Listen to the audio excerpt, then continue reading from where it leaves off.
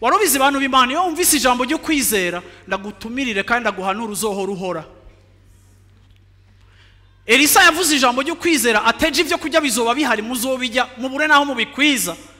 Undi na wene arabira muri context barimo economique y'inzara niki aravyevariwa na logique akoresheje logique yiwasanga nibishoboka yuko ejo mu gatondo ivyo kurya vyogira gute.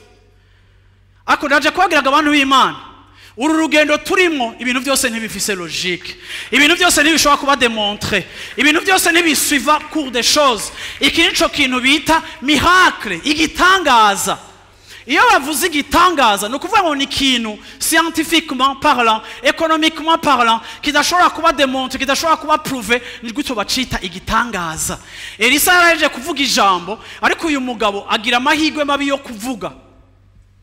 Achagira commentaire kuri parole ya foi ariko kubwo kugira commentaire iri contraire ya parole ya foi Elisa aramubwira ngo uzobibonesha amaso bitanguye abantu bose biruka nka gutora ivyo kurya ariko umwanya uzobukibonesha amaso wowe uzocupfa ntabyo uzojyako.